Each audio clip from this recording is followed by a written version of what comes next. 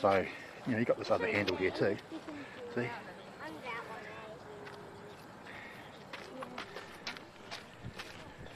Like that.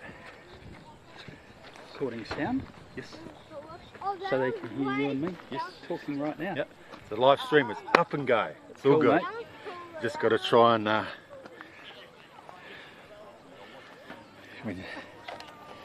get. Oh, hang on.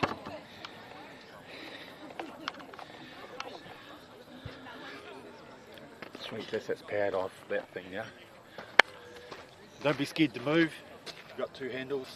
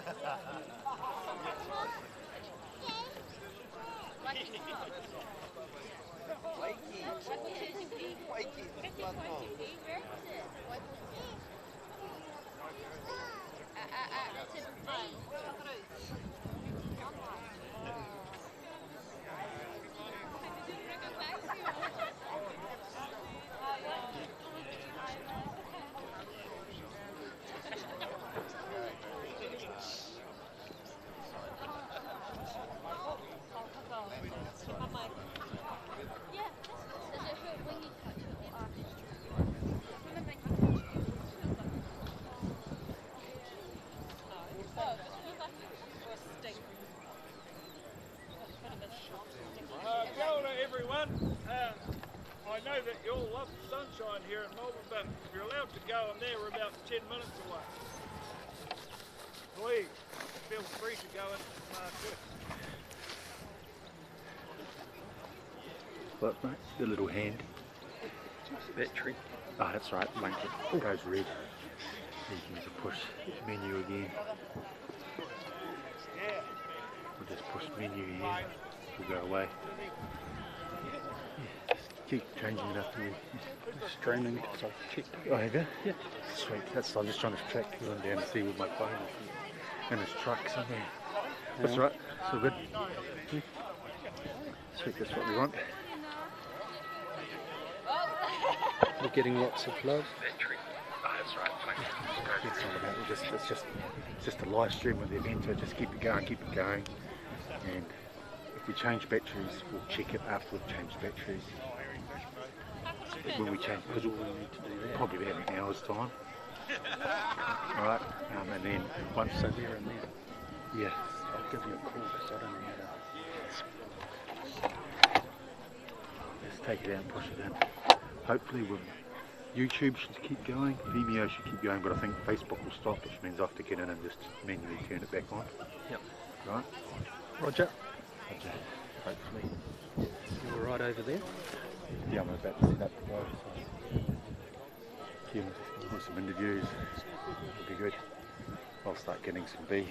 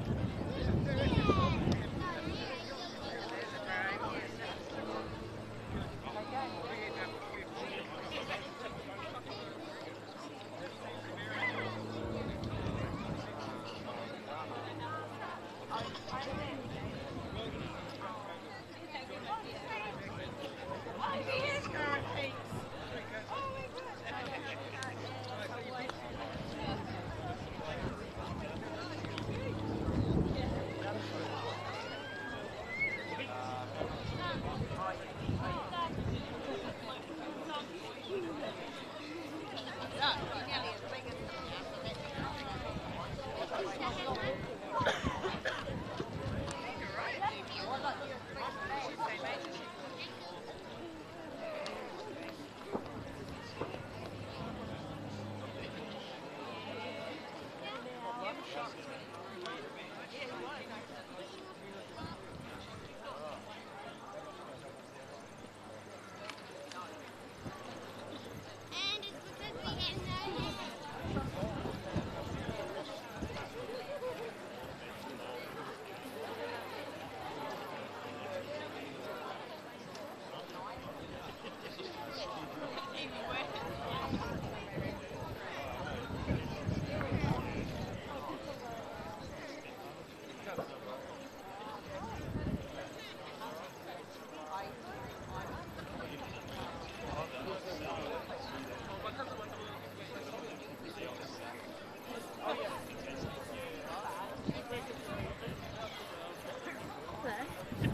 you doing?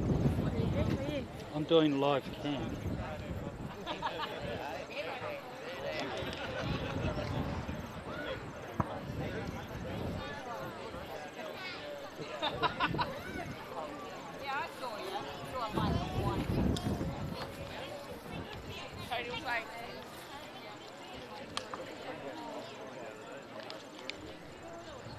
It's a bit dark. I might just go the other way around.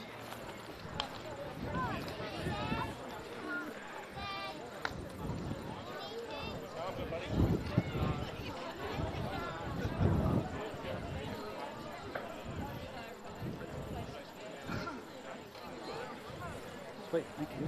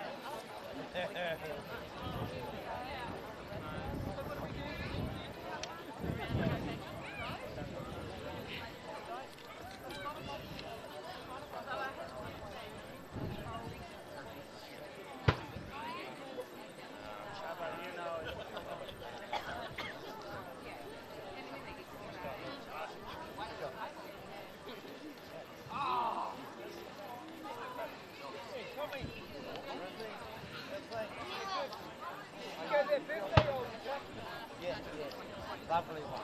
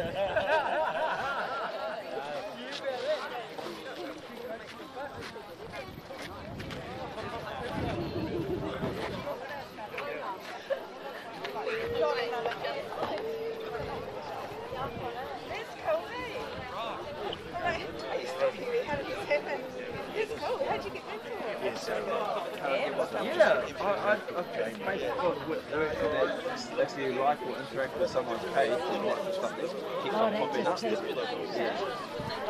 got it from, he sent it to me with a list. Oh yeah. He sent it to me and then I sent it. they've got so many people, because we've been running stuff for either upper or MRI.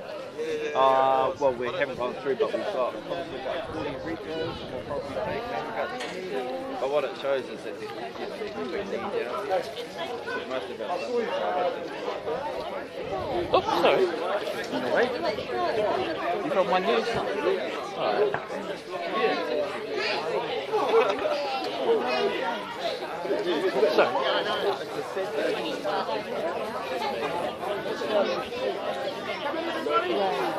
Not strong enough.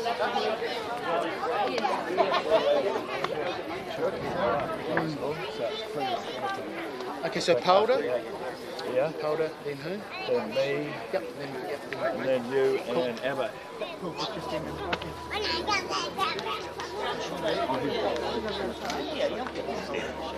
Yeah, okay. Go around the other way. Maybe on the other side.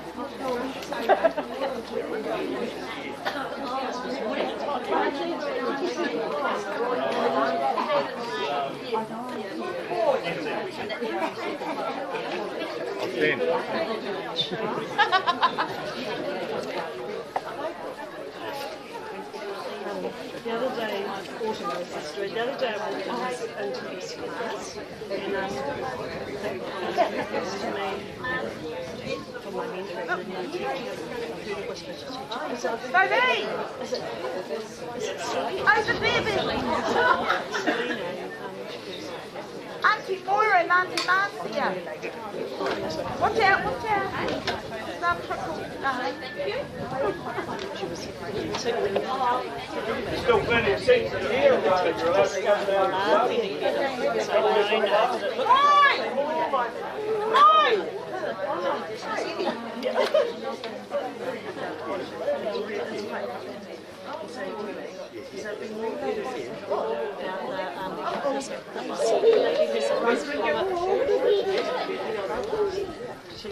She's a poet. She was the poet laureate, first ever Pacifica. And anyway, she's written a story.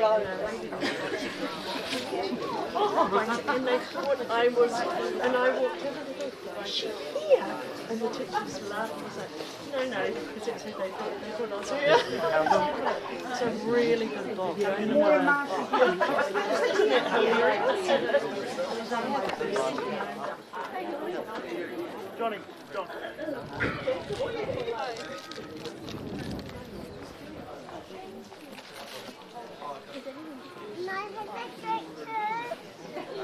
Make sure you're recording from now on. Kenny, make sure you're recording from now on.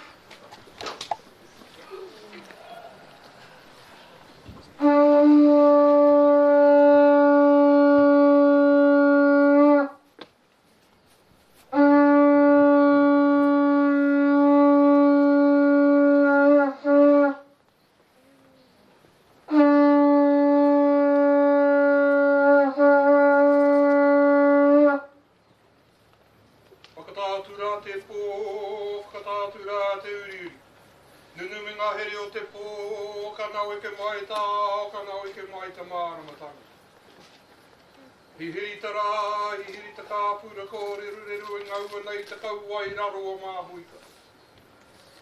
E tāne e karawhiua mai rā te tuki atu hua ke rangi kia tā kiri mai te ata hāpara. Pau tā rao, pau ta mārama, pau tā ra whānu e tāne tā kia mai te wehinga rangi nui e tū nei o papatuanuku e tā koto nei. Uhi, wero, tau mai tāua te haumi e hui e tai e.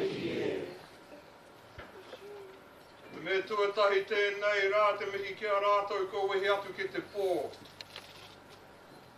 Ko te mihi tuatahi ki tō tātou tūpuna o ko whai pā. Nei rā te mihi kia rātou e tākoto ana i roto i tēnei whenua.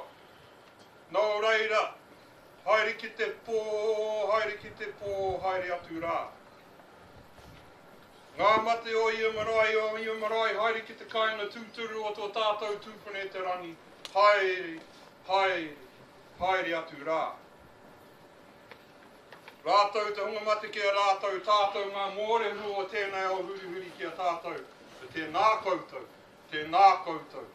kia ora hui hui mai tātou katoa. Ānei au, he uri o te whānau maki tanara e tū nei ki te tuku te mihi ki a koutou i tēnei wā. Nau mai, hara mai ki te kōrerunga mea o tēnei whenua tapu, o tēnei whenua o tātou. Anō reira, mai i te kāranga o ngā pakiaka whenua o ngā pakiaka morehu o te whenua, tēnā koutou, nau mai, hara mai. Aha ko te iti o tēnei mihi kia koutou i tēnei wā, haere tōnu te wā, te nuinga o te mahi mo tātou i tēnei rā, nā reira, nā te ngākau tēnei mihi, tēnā koutou, kia ora tātou katoa. Ko te pū te more te weo te aka te rea, ko te waru i te kune te pete kore te pō. Ki ngā tangata Māori ngā rangi rawa ko papa, ko tēnei te timatanga o te ao, ko tēnei te timatanga o te ao. Anō reira, te hono tātai, hono rātou, te hono mate ki a rātou, tātou te hono ora ki a tātou. Tēnā koutou, kei tōpu tuakana te mauri o te mihi, tēnā koutou katoa. Kia ora tate. Tēnei wā ka tuake au kei wairia koutou nei. Ko tau mai koutou ki te whakamana ko koutou nei a whenua. Nā reira, ai, tēnā koutou katoa. It's pretty tough to try and say hara mai to the owners of the land.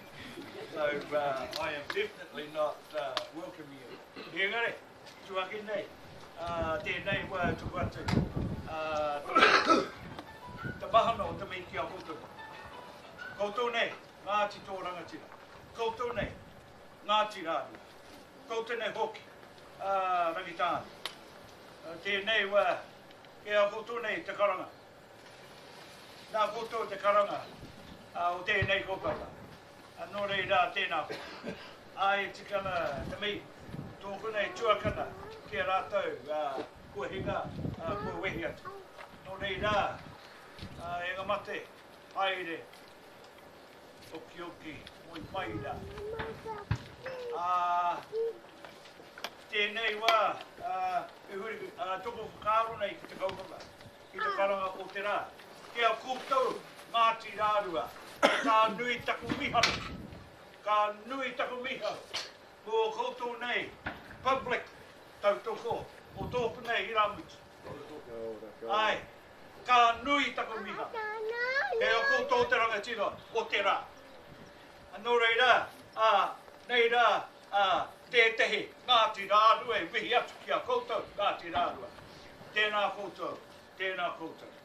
Long time ago when this started, the day that Auntie Kate Mason was buried, there was a big piece of smoke going on there. So we came down from Wairau Marae, 2002 or thereabouts. And there were some people with big hops. They were over here. Not only were they ripping up all of the land and all the vegetation and piling it up and burning it, on the day our auntie, our kuia, was being buried, they were also changing the bank of that wetland, that pipitea. And we were pretty pissed off. And there was a bit of an argument with some of my cousins who were in favour of that development in 2002, and I felt a bit powerless then, so I picked up a rock and I threw it at the hop, and it cracked the windscreen. The guy that was driving it said, "Fuck this," and he hopped out and he went away. So I just want to be real clear. I am supporting my nephew, not because he's my nephew, but because he was doing exactly the same thing that I was doing when I was 40. On the day that Auntie Kate Mason was died. Now I was connected to her on my Ngāti Rārua side, and so that's why I'm really excited about Ngāti Rārua coming out of hiding, and I'm saying that in a nice way, and being real clear what the tikanga and the waito is, kāti. So I wanted to start the day, Paul, Barney, by acknowledging that, because I know in the past I've been critical of Molly's iwi. But I'd like to think that when I see Mahi Rangatira, I absolutely support that and uplift it. So that's really why I've done that. Because this started for me back then, the day that Auntie Kate was buried. A whole lot of people got their eyes closed, and that's their choice.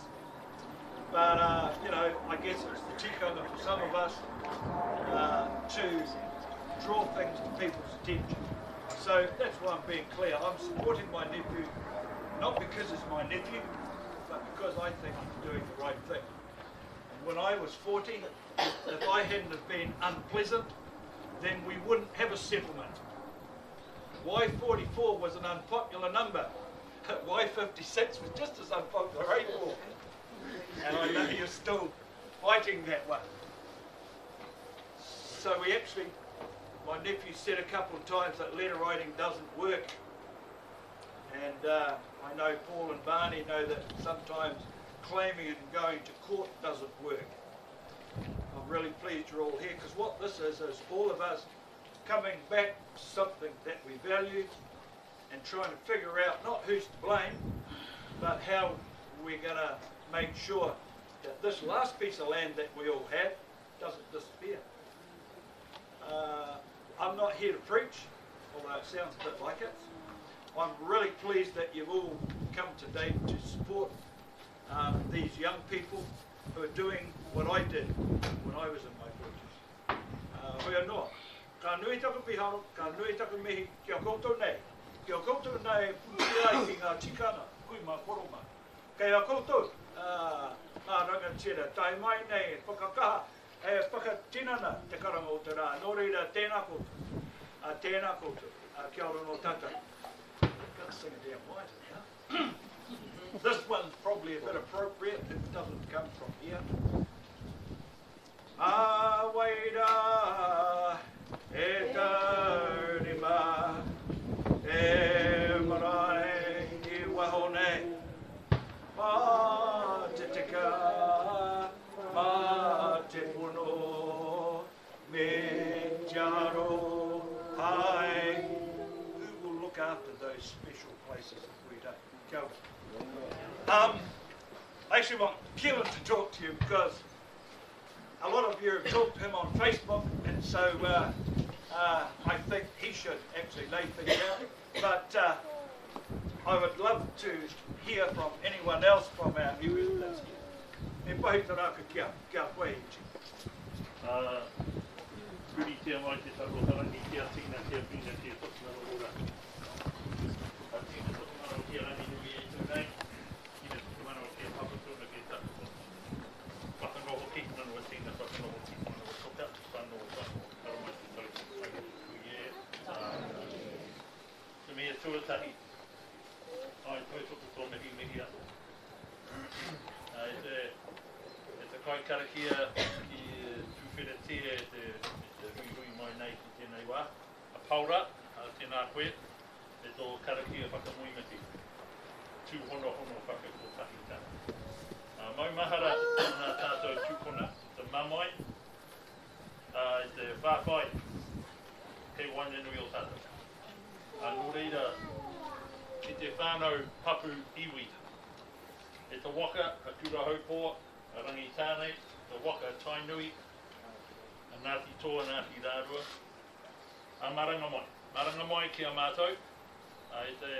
E te kaupapa hira ki tēnei wā.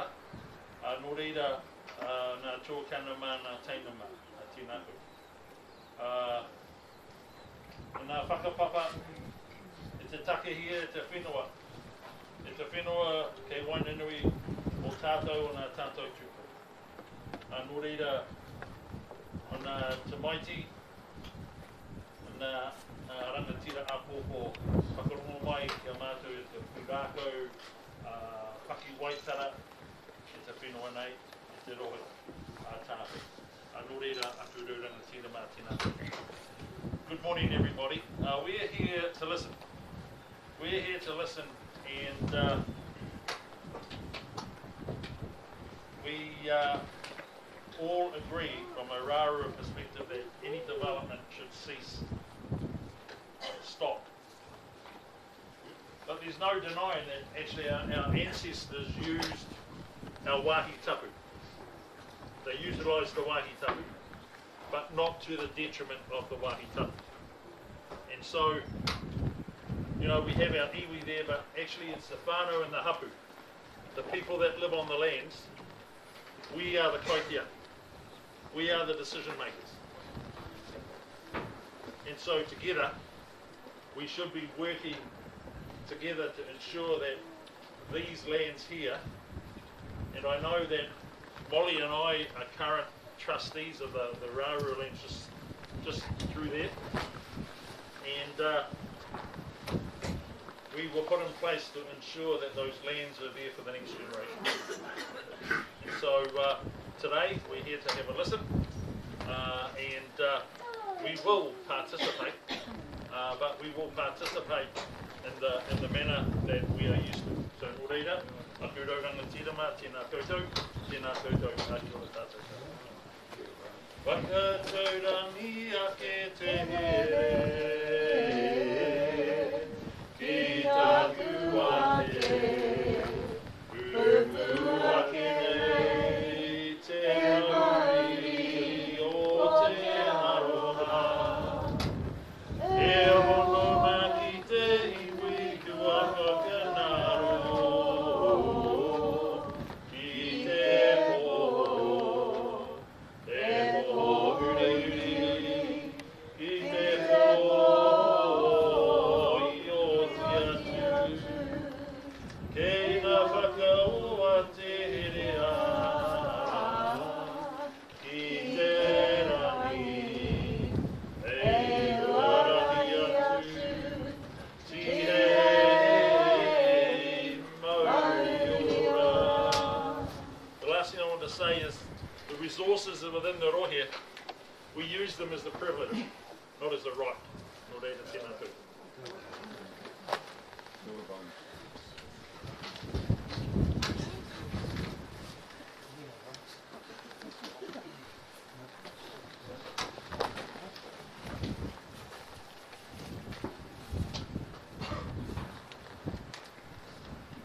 Kia ora. Keelan.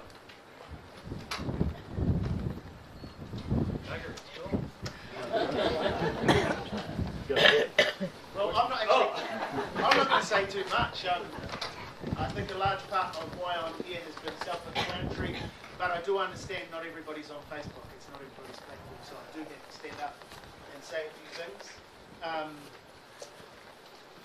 This guy just said he's not here to support me for a specific reason, and that's obviously nephew. But I'm here largely because of what he's taught me and what's important.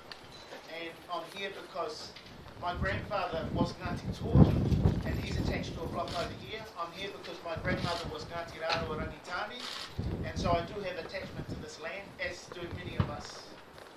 And it doesn't make me any more special than anybody sitting here. But I just want to try and relay why it's important. I think for what's taking place out there, I said letter writing doesn't work because it hasn't proved to. And the people that I've had that conversation with aren't here. So I'm not going to go into it. There are a number of things we talked about last night, so I just want to lay out a few things of why we're here today. We thought about breaking out big charts and handouts and getting into the archaeological reasons as to why this is Kōwhai Pā. It's Kōwhai Pā because we say so, because we're the ones that have lived here for 800 years, because that's the tagline that's going around. Our home, 800 years. Think about that. Our whakapapa tells us that, and that's why I'm here. And for the last few years, we've done some work. Look, you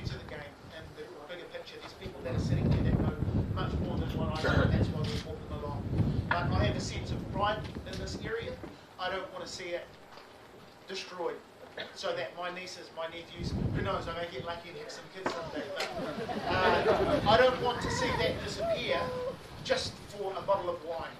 That's not worth it.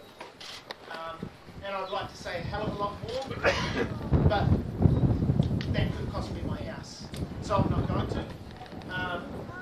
Why we're here today is to talk about the history, to talk about Kōwhaipa, and to talk about the significance of the Wahi Tapu. I'll probably say a few other things over the period of the day, but I want to leave it to the people that really do know and just deal with sorting things out in the background. But what I will say is I'm here to answer any questions that I can. I'm fronting up.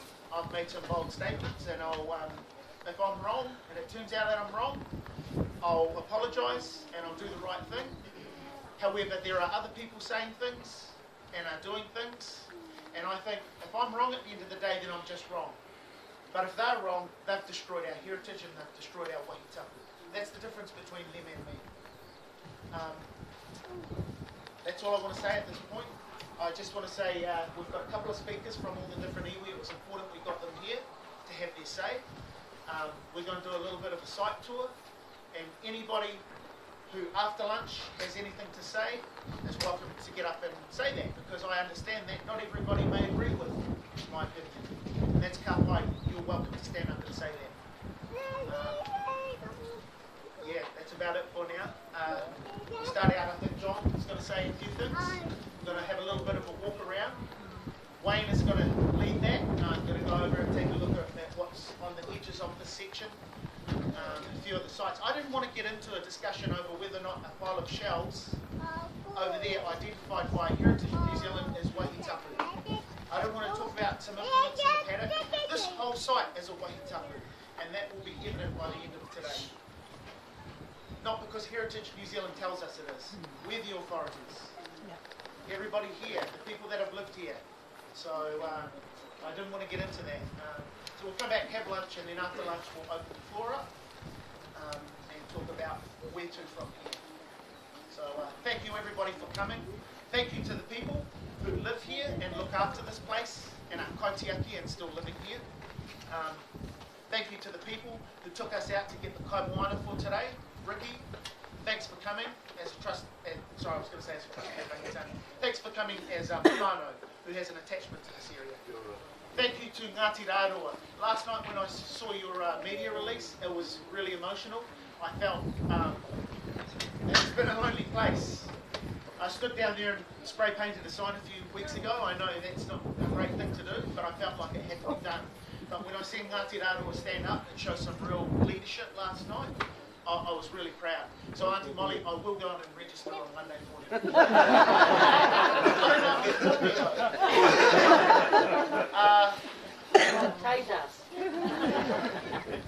And I don't sing publicly, so I'm going to ask Te Ao Marama and Mare to come up and sing on the way out to So I know they're capable. I've worked with them in the past.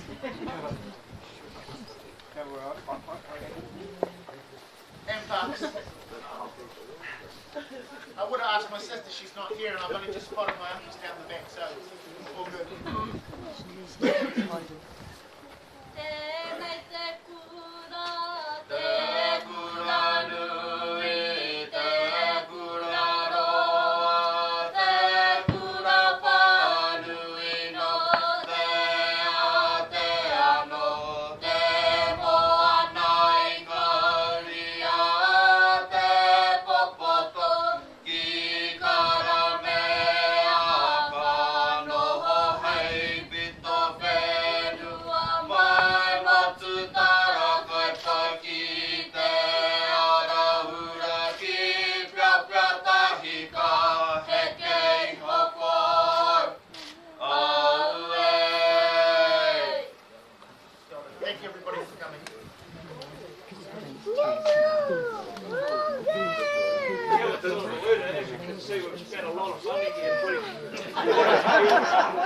A bit of a secret on the bed.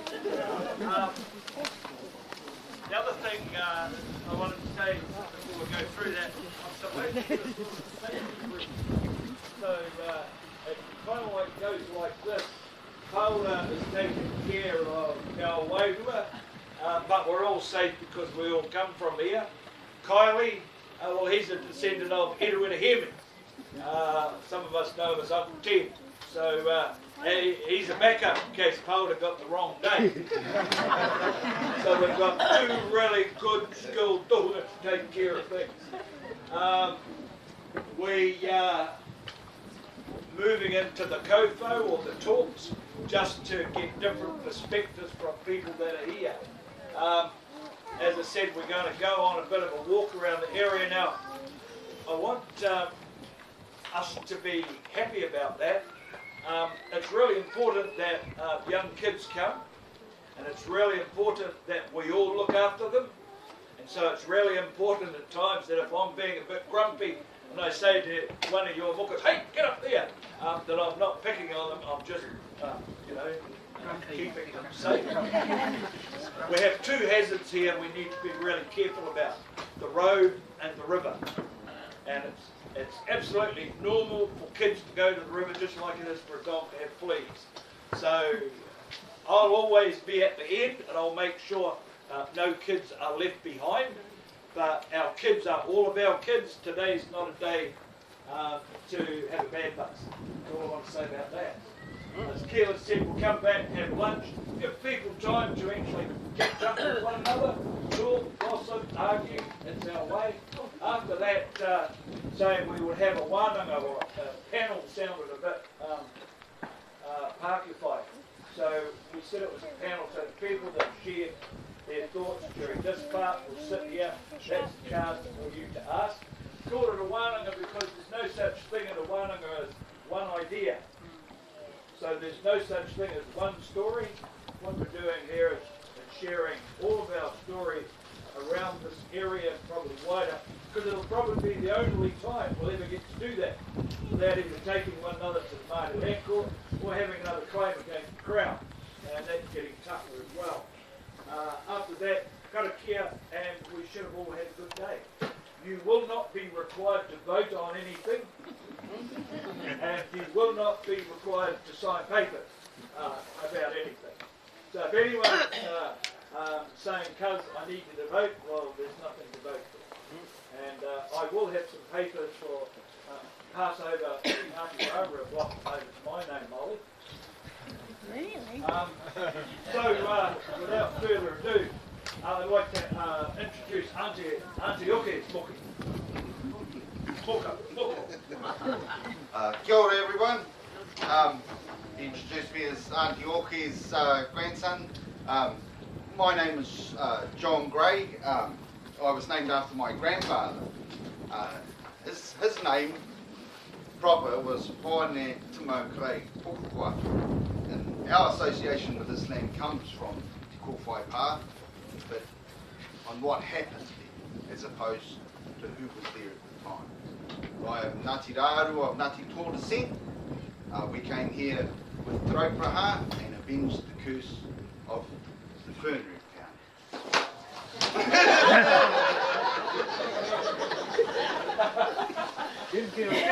But that's the issue. We thought we were talking about it. No interrupting. But that's the issue, it's Te Kōwhai Pā. As Ngāti Rāru of Ngāti Tō descent, it is our entrance into the Wairau, as I see it. I'm here as a representative of my whānau, Pukukwatu. Tāna Pukukwatu came into the Wairau, and that's our family's association with the Wairau. Dad still lives up the road. I was hoping he was going to be here, but that's his decision.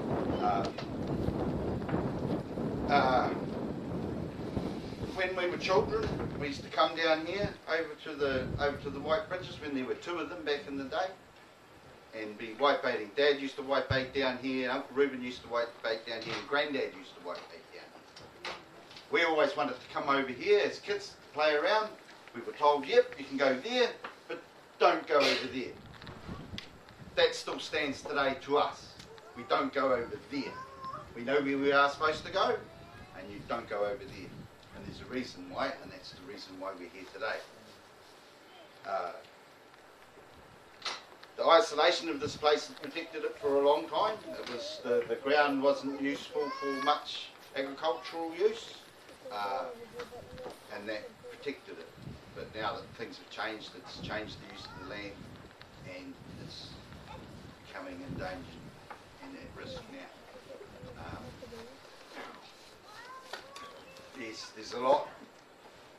It just makes me angry to see what's going over there, what's going on over there. As you mentioned with my grandmother, so with my grandmother was Kurahopo, so I'm of the iwi of the park, as everyone else here should be. Well, I expect everyone else here is as well. I can walk the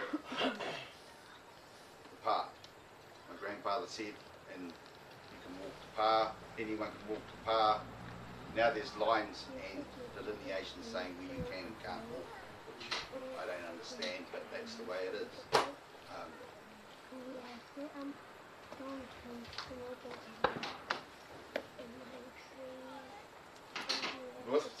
Through my grandfather, when we were over here as kids, everything was different once you got to the second between the two white bridges. It's all changed now. Look, there used to be a road out into the paddock that used to go around out, and Granddad always said that road was there because that was stopping them from running over and digging everything up. Because he said there was stuff over there as well. It's not just over here. As everyone else has been saying, this has been occupied from the White Bluffs all the way to Rārangi for thousands of years. So our involvement is for as Ngāti Rāru of Ngāti Tō is from 1825-ish onwards. So it hasn't even been 200 years. 200 years is a flicker in time.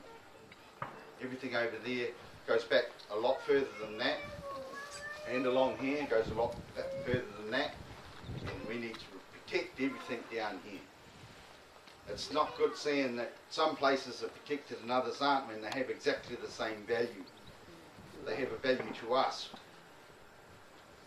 This, to my family, was something we didn't ever want to see happen, was that it all blows up, because that was the issue. If you look at the whakapapa of this land here, and it goes back, and when the archaeologists first started finding things here, they said, the local iwi, everyone said, just leave it alone. Just leave it alone. That's what all my family have ever been, just leave it alone. Because the issues from Kōwhai Pā were settled a long time ago, and it wasn't necessary to bring them all up again. But now, at this point in time, we have to bring them all up again. As long as everyone knows what happened back then and can see it from the light of now, then we should be all right. But if it could blow up, but I don't think it will, because of what happened here. This is what we're trying to protect, is the people here, the people that whakapapa back to this land. It's their ancestry. Who are you if you don't know who your ancestors were? And this is where they are.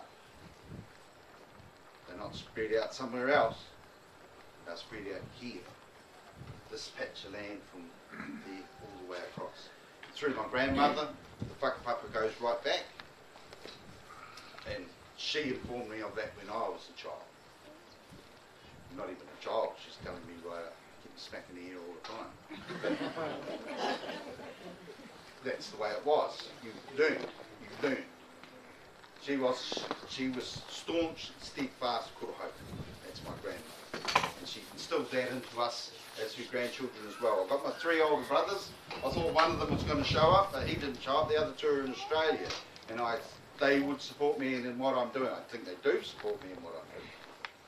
Because we all knew about this place as children. We were told about it as children. And we were told to respect it.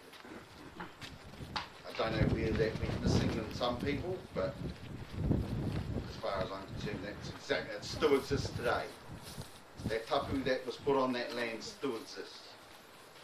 The like you're saying about your maps and everything, well, this place wasn't mapped for the reserve until 18 whenever, but I was looking at one this morning because I just happened to have a couple, and the title for that block over there, the first person to hold that title was Rory Hapareta Hari and Hapareta Rory Pukua. That's where the title of that band came from.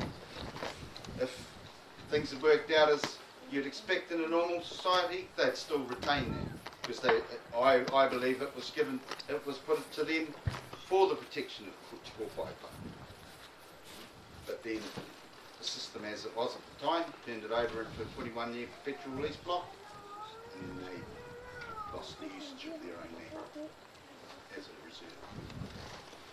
These three sections here, the Ngāti Rārua, Ngāti Rārua, Ngāti Tō and Rangitāne sections are here because of Kōwhai Park.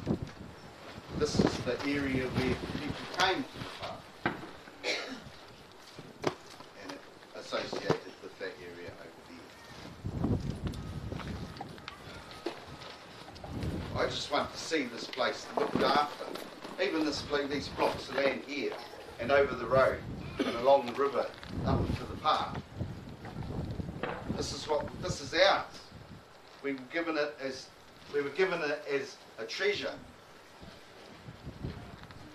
and to look after. The state that it's in now isn't the best, but if we all work together, maybe we could do something about that.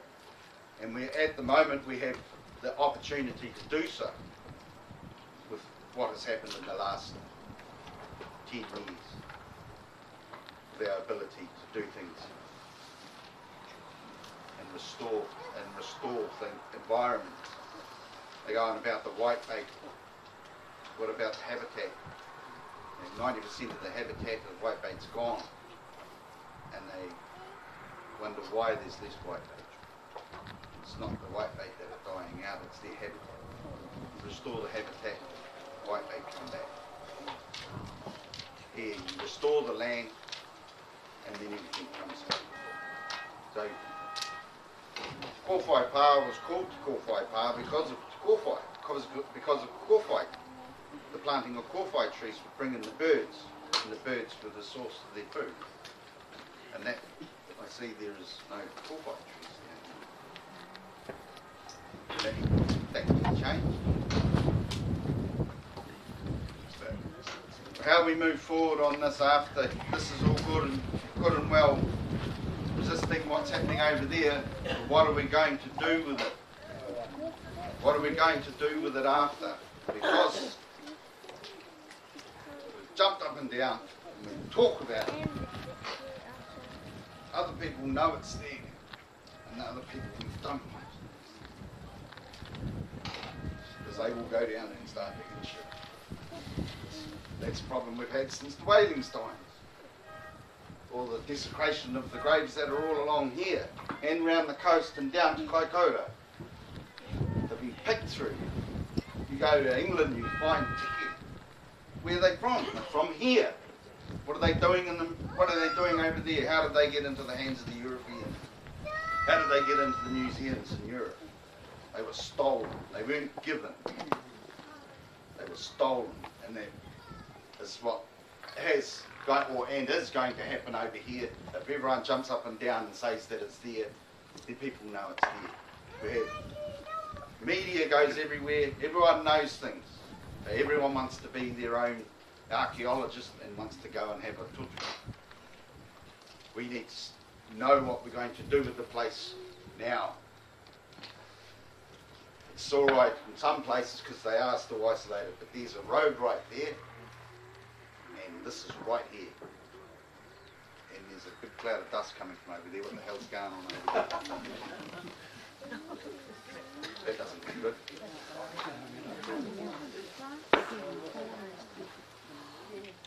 So, when we look around, it would be good to take or show you what this place was. This was a massive community all the way along here. This was an entrance point from the river into here.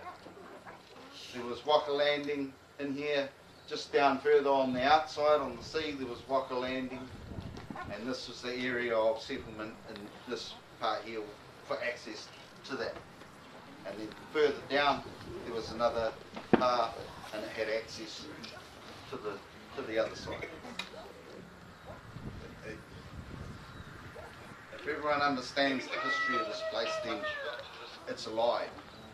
And once it's alive, then we can protect it.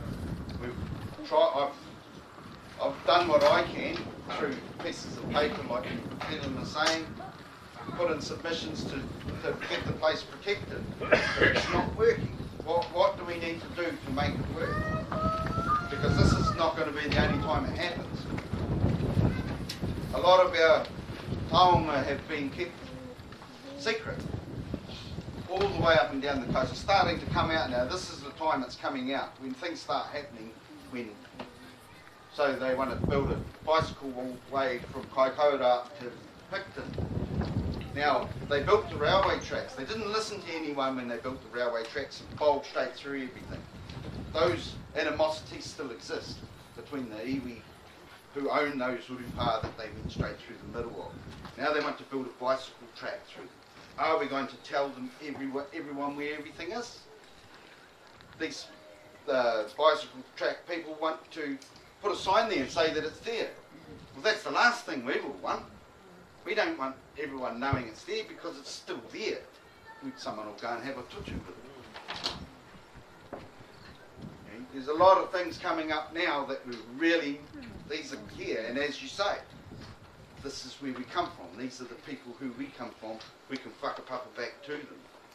We need to protect these things. Otherwise, you're cutting yourself off with the feet.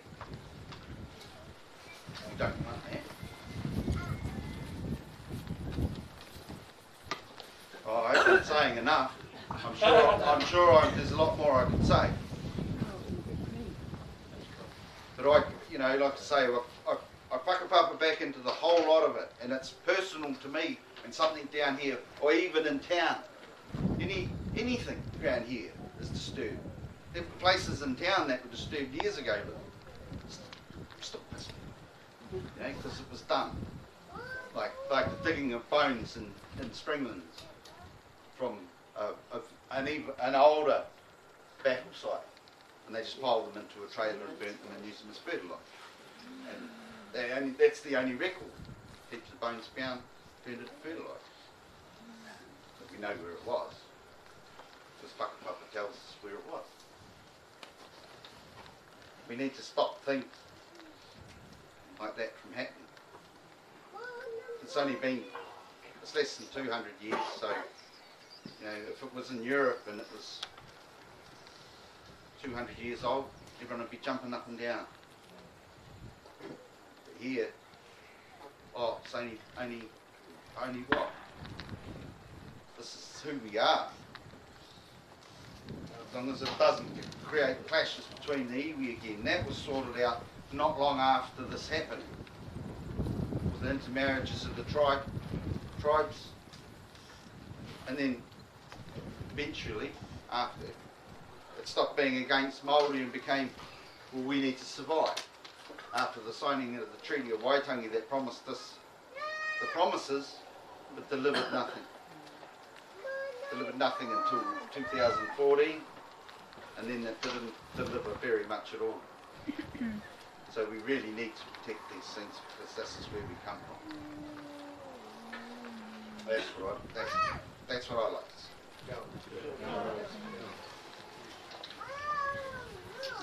E te iwi e whakarongo mai kia kotahira e te iwi e maranga ke ai i te kaupapa i waihoa ke a kui mā koroma ko te mea nui o te ao ko te whakapono me te tūmanako, me te aroha.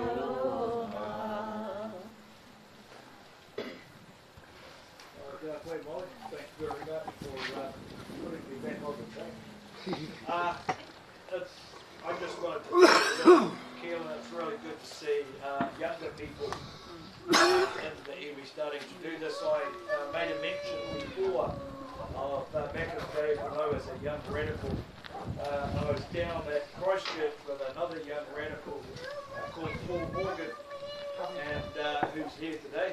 Down at Christchurch. And I remember I was checking Ollie about this last night. We were down there in the 1990 session hearing about some history we had never heard of. And I remember you saying, oh bloody hell, I'm off to the museum to get kai kanoa. And I remember saying to Mike, what's that? And so she told me it's coming back.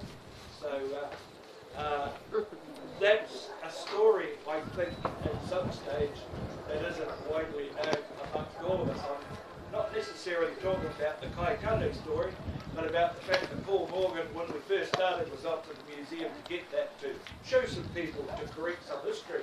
And I think that's what my cousin was talking about as well.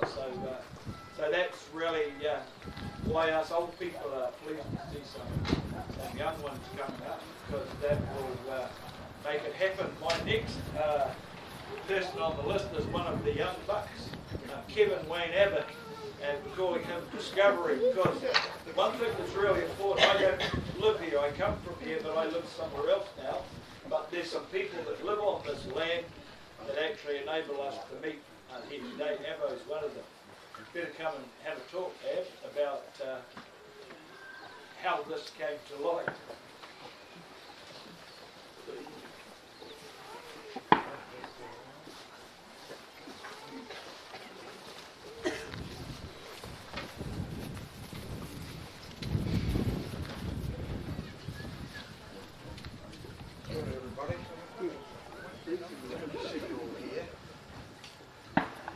Faces in the room I recognise, a lot of old faces, a lot of family faces.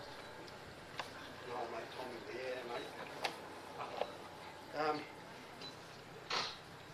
suppose I don't know where do you start, right from the start. We know from the Wairau Bar, the archaeological evidence, and I'll talk about the archaeological evidence because I'm bloody good at talking about that. Discovery. The discovery. This is an extension of the Wairau Bar, this site here. What you find at the Wairau Bar from the very first people that migrated to New Zealand from 1200s, 1250, 1280, somewhere in that timeline. So the archaeological evidence you find at the Wairau Bar, moa bone fish hooks, adzes on the ground, exactly the same here. Moa were extinct in 1420. When we're finding moa bone fish hooks would have been dug up, ploughed up in the paddock here, adzes, and not just Pakohi adzes, we're finding grey wacky adzes would have been just lying on the ground on the surface and amongst the grass. You know, the very first people that came to New Zealand made those grey wacky adzes. It wasn't until 10 years later that they became you know, they've been out everywhere, all the rivers, all the tributaries, and found all the hard stones and heavy stones. So they became geologists in their own right. I'm talking about our people that first came from the Pacific to Aotearoa. And they set up Wairau Bar because it had a river and a lagoon and the sea right there. And their house site was right there and their cooking site was right there. Well, this is just an extension of the Wairau Bar. Kowhai Pa, or Wairau Pa as it was originally. Here, Kowhai Pa. Here's the river, there's the sea. So one of the first drawings we have of it was done in 1830 when Port Underwood was first drawn. So the British mapper that came round mapping, he actually found a village site. There was canoes on the beach out here and a landing site, and there was a whole village along here. From the trees all the way along there, a couple of thousand yards, all the way along here. And it was right here where he drew those pictures of that site. Now that picture was sourced and given to me by an archaeologist, Chris Jacob, and that was about 3 days before Chris died. He was still on in hospital, awaiting to pass, and he was still, his mind was still on archaeology and still on Wairau Pa. And it was a privilege to have known Chris, but he found that drawing and sent it to me. So that was about the only little bit of evidence I'd had on Kōwhai Pa, a drawing of it. The next real lot of evidence of all the names, probably half of the names in the room actually, come from, and Alison Orchard brought it to my attention, and I was down talking with Alison, who's another historian, budding archaeologist that lives just down at the wharf, down at the park. So their family's been here for many generations. And she actually said, oh, there's a lot of evidence in the school journal, in the Wairau Pa and Spring Creek School, going right back into the 1800s. And of course, Wairau Pa School comes up right here in 1884. And then so you've got here where the schoolhouse was shifted in a flood from 1923 to 1929, I think it was. The flood brought the schoolhouse to here. And so there was a big village of houses here, and all the families were coming to school here in the sports ground. So, and I was amazed at the amount of families, even families coming through, kids coming through from Picton to here. And actually I see Alison in the room here because she had some really neat photos of the flood here and the horse and grey right up to quite deep in the water here. So the Maricopa drain, or the Pukaka, comes out just 200 yards away. That's where the original drain comes out. Yes, Richard, you were right about your 2002. It was October, and the disturbance over here with the ploughing. It was a Mary O'Keefe report, archaeological report. There was Graham Saunders there. There was Richard Bradley, Chop Norton, and Andrew Wilkie from Rarua was there as well. So, kia ora Rarua, you were there right at that disturbance right then. And there's been several other archaeological reports, which I could go into, but we won't bother because we know it's the same. This is like called modus operandus, the same guys doing the same stuff all the time. You know, and archaeological evidence, we're talking about the artefacts are coming to the surface. You can walk around here everywhere, and we'll go for this walk, and as we go down along the headlands and out to the site, there's archaeological evidence just oozing out of the ground because it's been ploughed up. It's right there. All the stone trail of evidence is there for you all to see at every strainer post. And the charcoal, the black dirt, just on the ground, and the shell.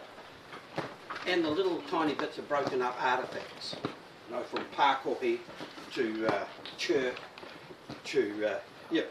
I'll explain to it as we go and point it out because it's all there. You can't miss it. But one of the interesting things about this site, what I found was in that Wairau Pa school book, because the school book has well documented with all the families and all the names there, and they've all been here. So we'll go back to 2015 and 16 with Otago University. I was involved with the coastal line walk. So we did a coastal line walk, and first of all I went through and talked to all the property owners to get their consent to come through. And probably one of the most interesting was Anthony Chater. And Anthony was a great guy, and you could sit down, but you'd have to sit down for 3 or 4 hours. You'd have a cup of tea and keep talking, and then once he was comfortable, you'd get the tour through his place of his historic site. But the Chaters, you know, the Chaters collection, that's at, down in Canterbury Museum, so along their airstrip and sites they'd dug and found, they have a collection down at Canterbury Museum. The stuff they protected, and they didn't do any digging at all, was just part of Kōwhai Pa. It's still there. It's protected. Well, I'd like to think it's protected, but now Anthony's gone. Heaven knows what's going to happen there.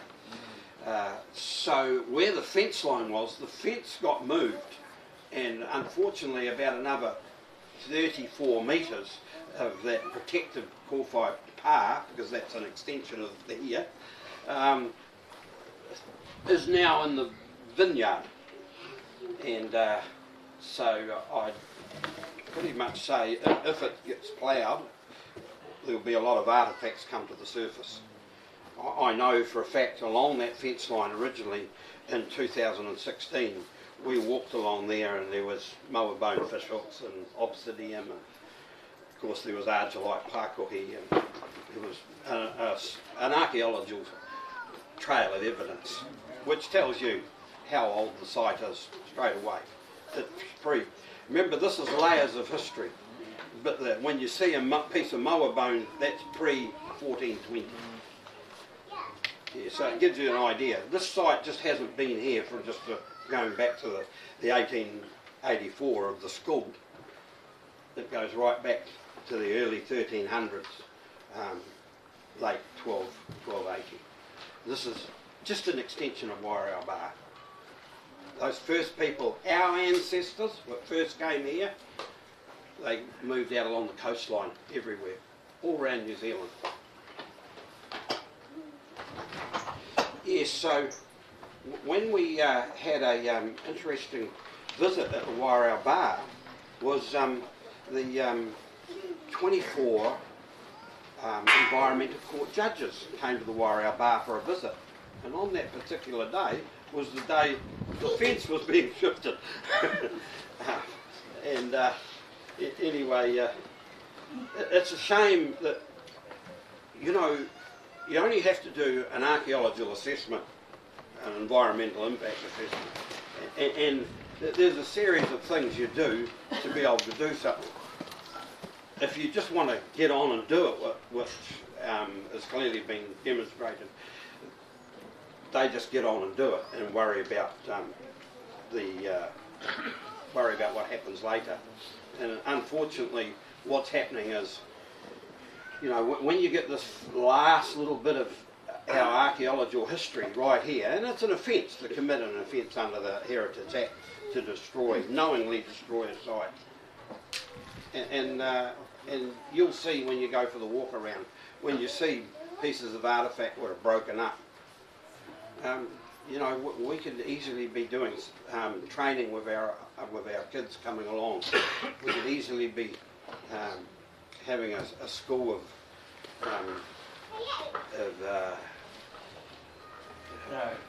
no, don't go there. Start our own museum, you mean? Oh well, our own museum with our own artefacts down in Canterbury Museum. That would be interesting, wouldn't it? It took a long time, many years, going right back to Peter MacDonald, and lots of people going way back have fought long and hard to have our tupuna returned, and it wasn't until 9 years ago that we actually managed to get our tupuna returned to the Wairau Bar.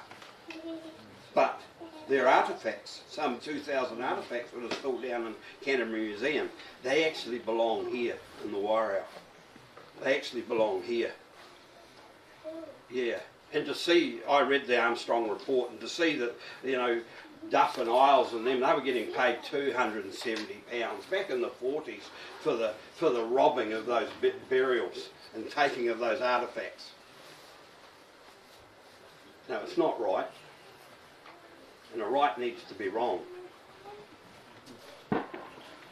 Yeah. Cool. You want me to keep going? No, I think just about time for walking time. Okay. Halfway there, thanks very much. Right. Because we'll come back. All right. A couple of things come out of that. First thing, we talked briefly this morning, the people that were organising this. Firstly, and it comes through each of the speakers, that I don't think we're anti-development. I don't think we're anti-grape, because we've actually had some really good experiences with grape companies that have set aside wahitapu areas. want to just quickly say, Wahitapu is not only the special places that are special to our whānau or our hapu or our iwi. Some of them are and we've heard about that this morning because they're different special. But I just wanted to make that point because they're special for different reasons. Some wahitapu or special places are called mahinga kai. And I know over the back of Molly's I used to be scared going over there to that wahitapu when John Gray was over there looking at me like a stranger. What are you doing over there, boy? I'd do another whakapapa lesson each time. A special place for that whānau at whitebait season. I was from Smith Avenue. Smith Avenue was in Blenheim. There's a lot of debate going on about where Kōwhai Pā was. I lived at 7 Smith Avenue in Mayfield in Blenheim. Some of you may have lived in Springlands or Mayfield. The area was called Blenheim. In Mayfield there was Costello Avenue, Girling Avenue and Hutchison Street. So I guess drawing this all together, this is a special place to lots of us for different special reasons. The common theme is the special. And if the special is taken away, then we've lost a thing called the taonga. That was the message. We are pro-Māori heritage. So while we've come here to have a debate about who did what, I think we're all here because we're pro-Māori heritage. We actually want to see it remain. For a couple of iwi, this is the only piece of land we've actually got as an iwi. Not as individuals, as an iwi. And that's something to celebrate. And the last thing was, the theme seemed to be people were pro-preserving kōwhai. Not as a label on a bottle, but as this. Cousin Judith, we talked to her last night. I said, oh yeah, but it needs a bit of a tidy up. She said, no, it can be what we want it to be. If we want it to look like that, then it looks like that. So they were some key messages that I was asked to share with us all this morning before we head away on the trip. Keelan had one thing he wanted to read when if he's still around, or he's still chatting up the reporter. He's right there, yell at him. Oh. Can someone yell him? Keelan! Yeah, he's helping. And after that, I think we'll go for the trip, have a look around. Abbo, Keelan and someone, John, we're going to talk about key points that you might find interesting. You can also share some key points if you have something to share that's interesting for your whānau. You had something you wanted to I did. I had something I wanted to read out. But the main thing, before we go out and have a little walk around, I just want to be really clear. This is just about the history and the significance to point out why this is Kōwhai Pā. It's not about pointing fingers today. We're not even going to go into red zone, blue zone, pink zone. I'm not. Maybe Abbo will.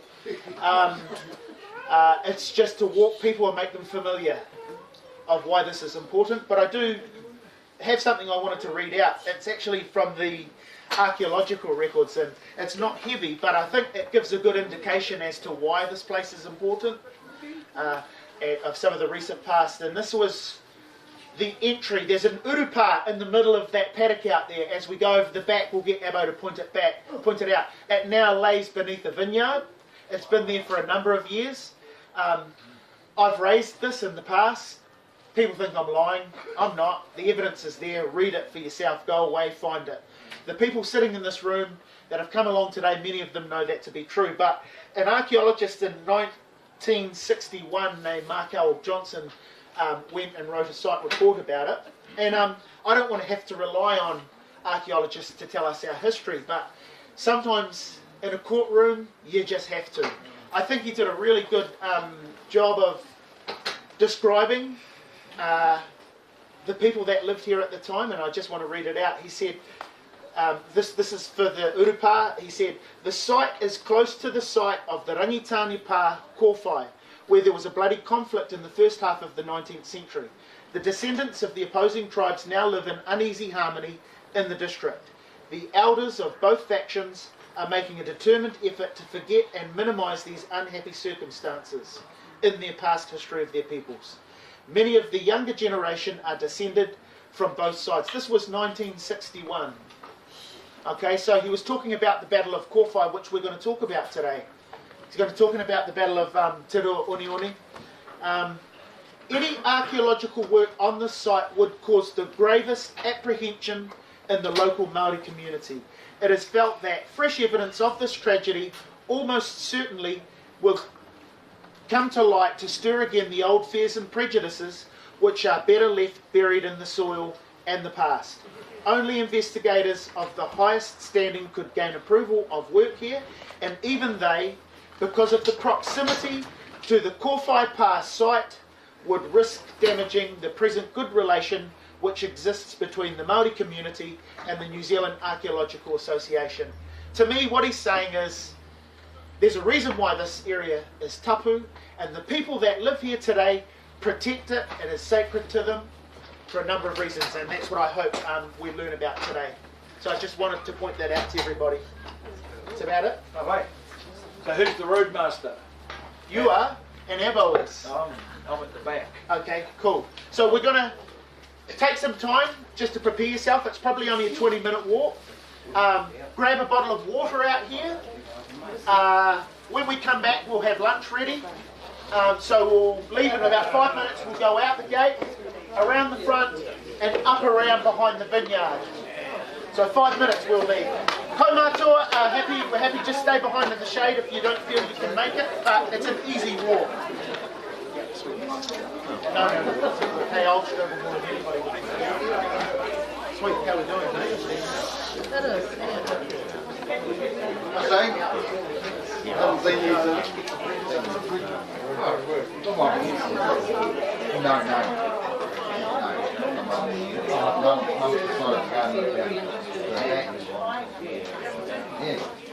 Yes, I lived in the place.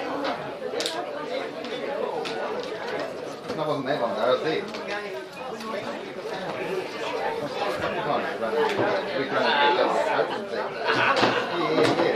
Yeah. And then I was talking to you because your Amelia was going over to my neighbour. In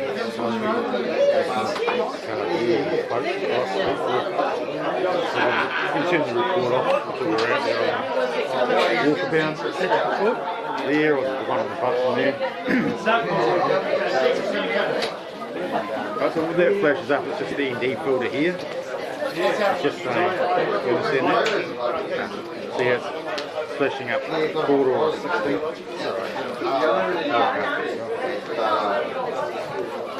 Oh, really? Oh, well, I'll get to see. This is Wally and double sitting by the wall, chucking a howl. Yeah. Yeah, no, I'll get it. I'll be bringing up we're going to stop it there. Can't have lots of photos everywhere. I'll go upstairs. It is there. It's back the road. You know where Nana's house was? Yeah, that's where Dan's house was. You know, Congolese Lane, isn't it? Congolese Lane. I need to go through it. Are you referring to me about the phone?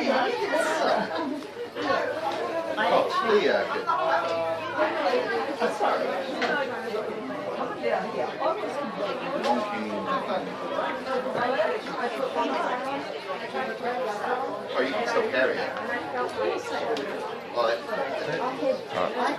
That's simply like battery. What it's doing, it's charging the unit up now. The other one wasn't charging it properly. So. Welcome to the world.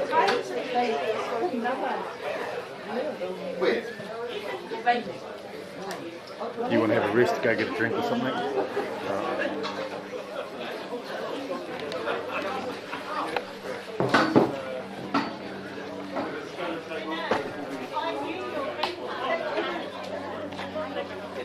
Yeah, here. Oh, I used to come down here.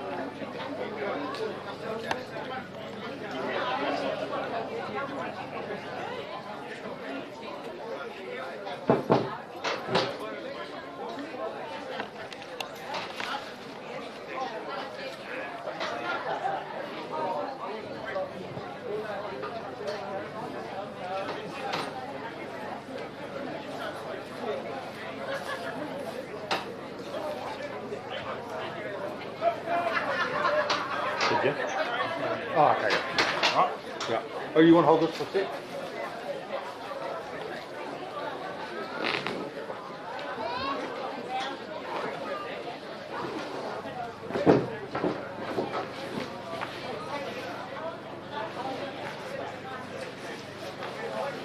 You're going to carry that. I want to go out in the real world.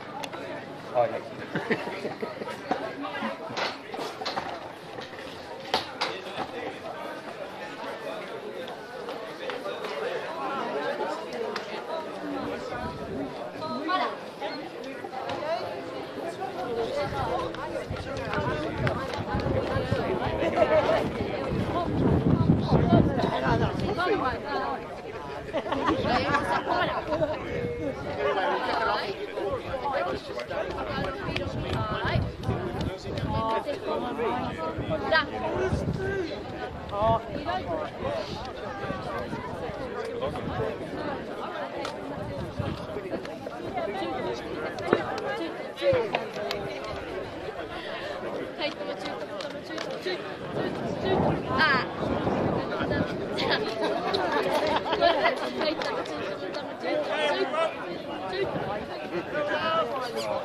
Just as we're getting ready to go, we'll have John Shouting up the reporter up the front. I'll be down the back making sure that none of the co-martials. They turned the generator on. Yes. One of Someone's the, gone through my there's been a factory lot already. of That's talk about archaeological blah blah blah. So part of my safety brief is to remind us if we should see a nice bere or a nice tuka, leave it where it is. Someone might come and rescue it later on. Today's not the day for stickers. The second thing is that the reason why this site is important, when I'm talking about the site, I'm talking about the wider area. Why it's important is because this is one of the few sites in the country, or areas in the country, that has all the layers of history in one place. So I think it's really quite interesting that you can have the first grey wacky stones, and you can also have bits of hatchet and musket flints. And I think I say that in a nice way because that's what binds us together as a community. And so that's why, from the scientist's point of view, it's an important site because later on, however we decide that will happen, they can come here with the new science, they can interpret how our people live, how our old people live, hence that old saying, our old people are always talking to us. So that's just what I wanted to share, and I know that some of those people are probably Chautiawa, but they're calling themselves But it's that whole story about how we all came to be here today. That's really the important part.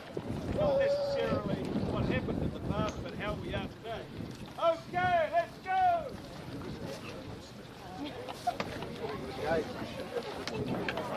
2 minutes.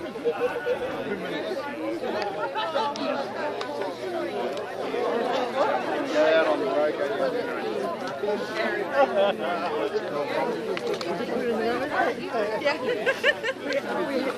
Right, where's my mate John?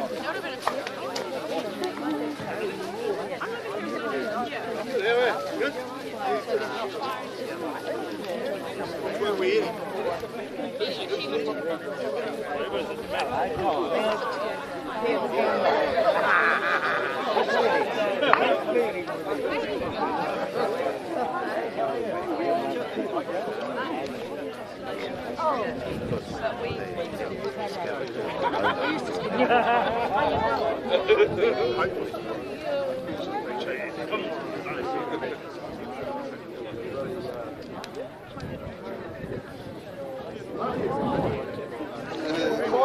Thank you, there. It's been all our shoulders looking down like that.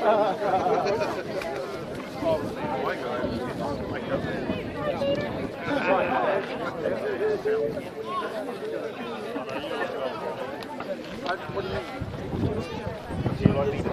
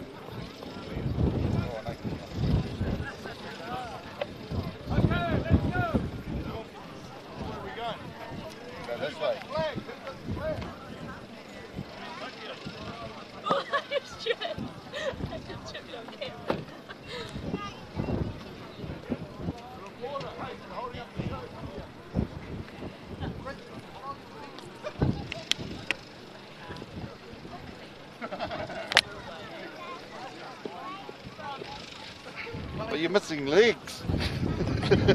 2 of them.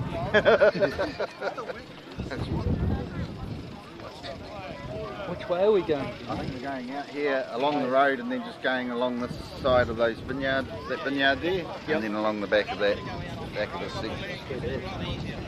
None of these fences are in the right place. So you talk to John about how that works? Yeah. Okay, everyone, come up here.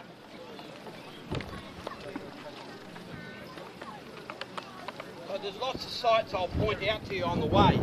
Where we're standing right now, just beyond the tent there, there's a pit there. Wait till everyone comes up. Over here where Keelan is, where she just filmed me there, there's a pit right there. This actually was the sports ground of the school when the school was here.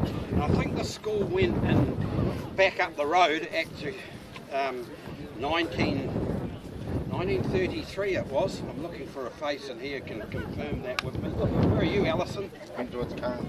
Yeah, it went to it where it was there, but the school as we know it, the schoolhouse was out in the middle of the river behind Auntie Lady's, and yes, I knew it was over there. Dragged across by bulldozer. The schoolhouse at the school now where it is now. Yeah. Anyway, so we'll walk out the gate, and as we go out onto the road and walk along the road, there's pits on the other side of the road here, because this whole far side we would have been fishing and going on the river, and of course, so the pits are everywhere, all the way along. They've been bulldozed, most of them, along the vineyard and down the road. But they're still here. There's still signs of them as we walk around. So come on. Nice stroll.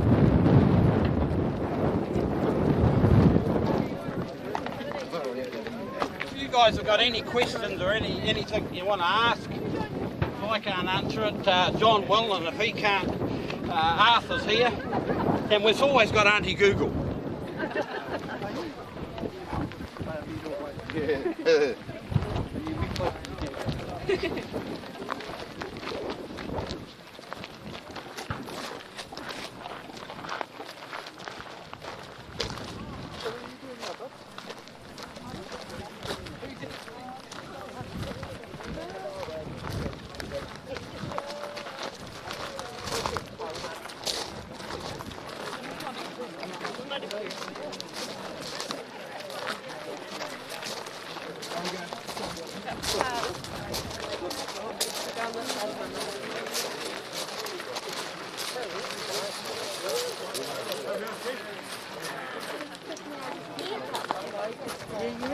You have to keep it up. Oi. Come on, my darling. Watch out for the road.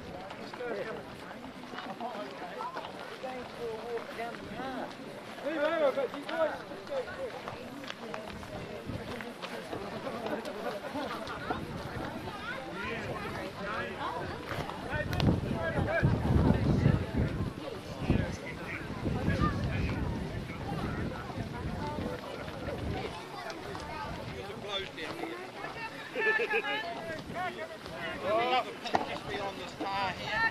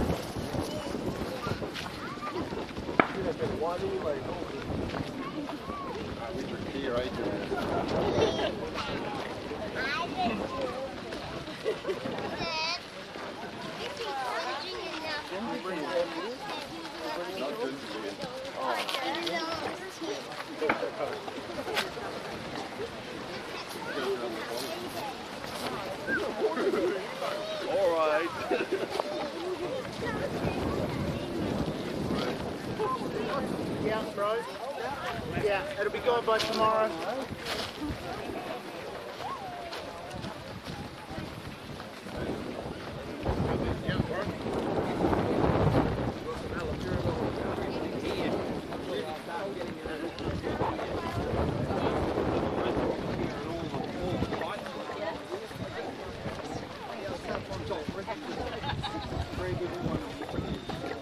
Yeah.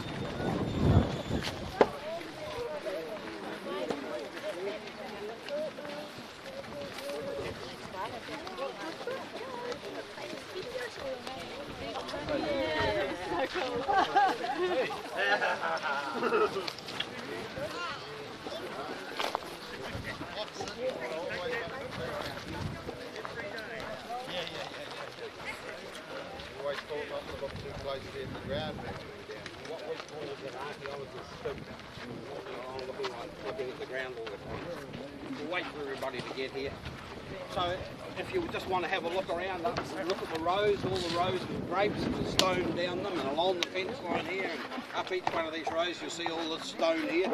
And then when you start looking at the stone a bit harder, you'll see it's got cracks on it and flakes off it, and then you'll see some of it's burnt and it's changed colour.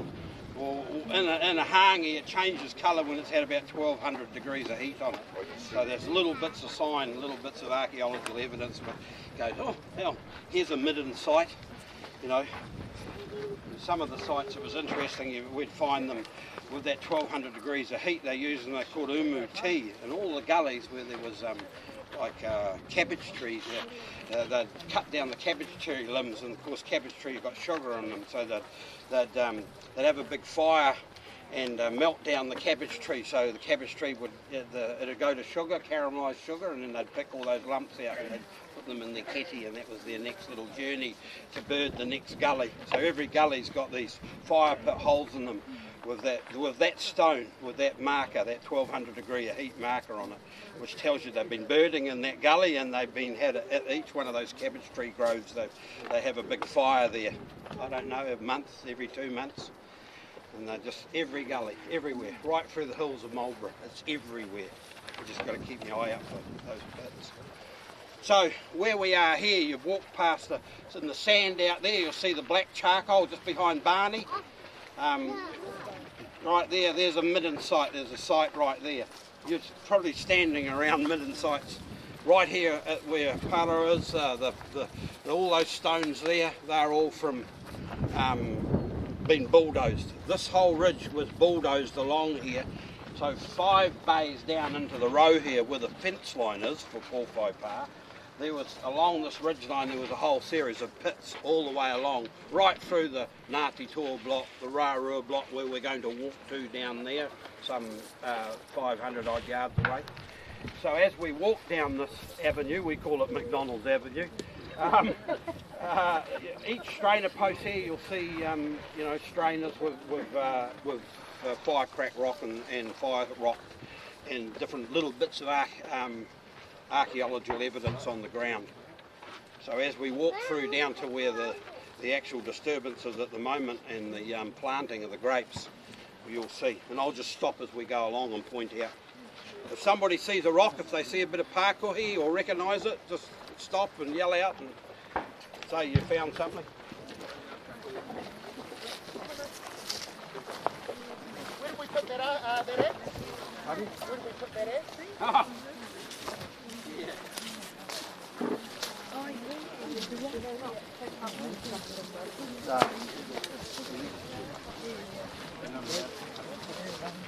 Oh.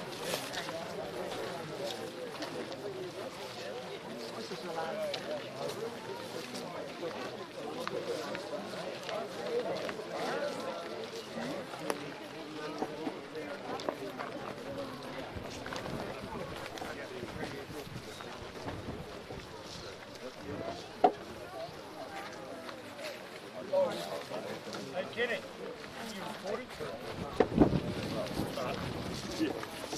Need a battery change, mate. Well, 70. yeah.